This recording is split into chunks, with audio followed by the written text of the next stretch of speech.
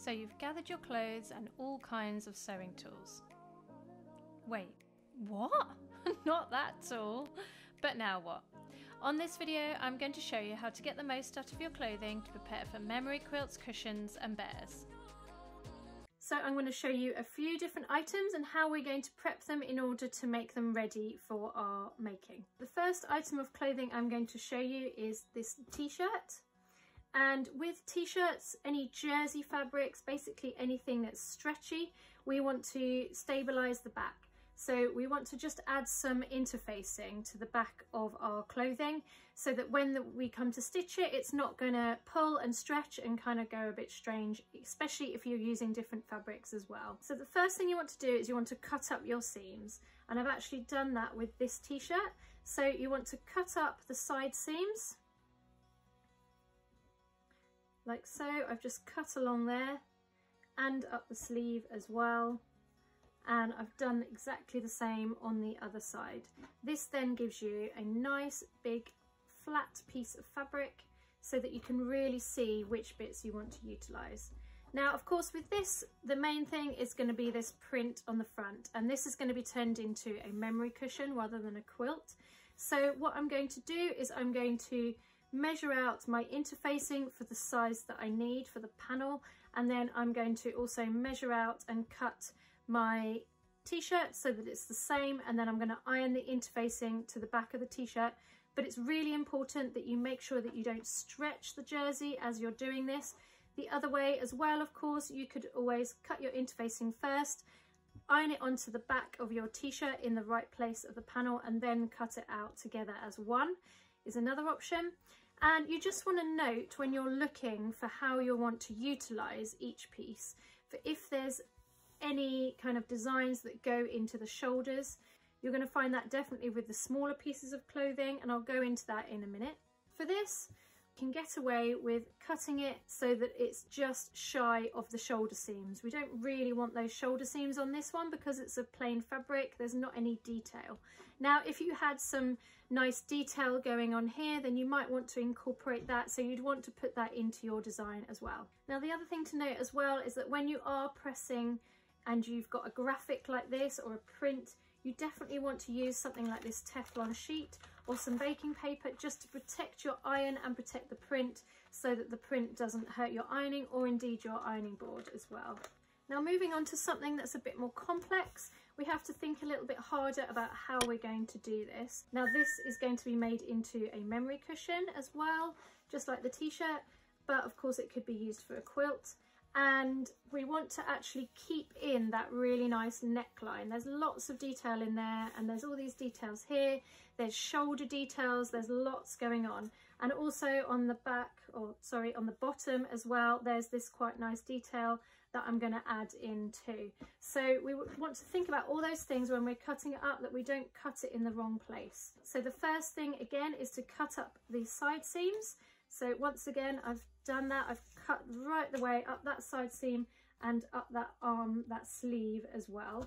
And I've done that on both sides so that it opens out nice and flat. And then we can see a bit more which pieces we want to utilise and which pieces we're going to cut. When it comes to cutting, you want to make sure that you're using your scissors and not your rotary blade. Your scissors are going to be your friend when you're prepping up the clothing for your memory items, because you can really gauge where you're going. You're not going to cut through the wrong piece, and if you've got any tricky seams, you can cut them accurately. The other thing you want to note as well is that you want to cut off these chunky seams. Unless they've got a nice detail, they might have a nice ribbon on the edge if it's a little girl's dress or something, then of course you're going to want to keep that. But if you haven't, then you're going to want to just cut off that seam to make it easier for sewing. Now, you could of course use a rotary cutter for this bit, against what I've just said, but generally you're going to want to use your scissors. That just means now I've got a nice easier piece to work with. I can see which bits I'm able to utilise. You always want to cut as close to the seam as possible. Now, if, like I just said, it did have a nice ribbon detail on that edge or some kind of embroidery, you're going to want to use that. So then what you can do is you can place that on top of another piece of fabric. So let's say my other t-shirt is some quilting cotton. for example. Or in this case, what I'd probably do, because it's a certain type of fabric, I would probably try and take a piece off the back of the t-shirt that I'm not using for something else, and then just lay it underneath, and then you could just do a nice stitch. You could even do a decorative stitch to stitch that down, and then you've kept that nice detail in place and you can use that for your project. The other reason to cut close to the seam as well is that once you've cut out all your pieces, you may find that you need to go back and utilise a little bit more. So you might need to use a little bit more fabric. And if you cut straight through that sleeve, you may not be able to find the size that you need. So as a rule of thumb, close to the seam. Now for this project, like I say, I am going to use my backing, my stabiliser, to make sure that it doesn't stretch. It is quite satiny, it's quite shiny, and I just want to make it a bit stronger so that it hasn't got that give. It's not really stretchy, but it's still got a bit of give in it. So I just want to make that really nice and stable. And even though I've cut up those side seams, as you can see, it's not lying very flat. And that is because it's of course cut to go around the body. It's not cut to be flat. So what you just want to pay attention to is which bits you want to keep.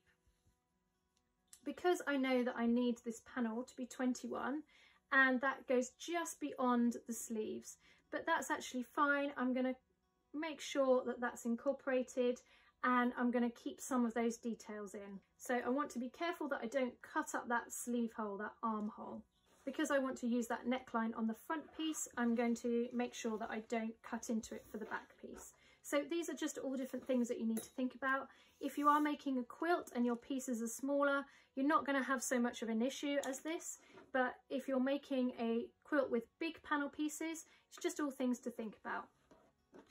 If I hadn't have thought about it, I might have cut that arm because that's got some nice detail, and then I wouldn't have had a big enough space.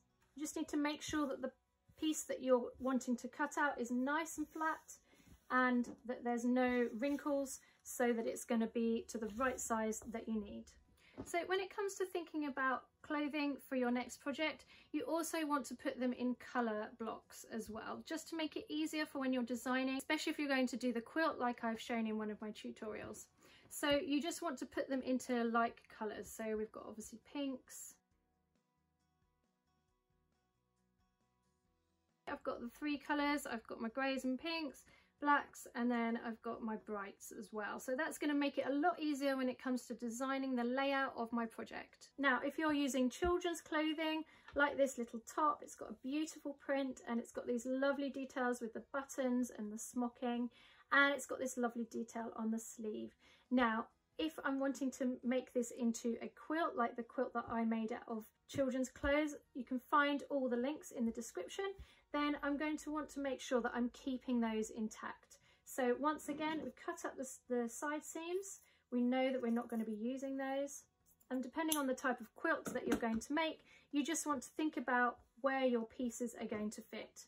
Now I have seen some quilts where they utilise the whole panel, the whole kind of dress. So I guess this would be where you would move on from that. You'd need to stabilise this and then move on to the next section. Even though this is a woven fabric, it's not stretchy, then I would still stabilise this. It's quite thin, so it's important that it's up to a decent thickness for your quilting, so I would still stabilise the back. The other thing as well to note is that some of the dresses are going to have linings, and you can use those linings as well. You can use them if you want to use this neckline and you want to keep these details, especially this kind of detail. You could keep the lining, which will have kind of not dyed, but it will have gone the same colour as the other prints. It will match a lot better than if you were to use some regular quilting cotton, even if you tried to colour match it. So if I wanted to utilise this neckline and I could afford to take some of this back piece, I would use that as a bit of a under fabric, if you like, and stitch that neckline to keep those details, especially if they, you know, some dresses have really pretty neckline details, and I would stitch that to that other piece so that then I've got a bigger piece from which to work from. And then the final thing that you need to think about when you're prepping your clothes for making your memory items is that it isn't quick, I'm afraid. This is going to take you some time, but go slowly, try not to rush it, and you will get there. When I was making the big quilts that I've shown, They took about 4 hours to cut out all the pieces, so it's not a quick process, but you get a great result. Really hope you've enjoyed this tutorial and that it's been helpful. Coming up on the screen right now are 2 other tutorials that are going to help you with your memory quilts. I'll see you in the next video.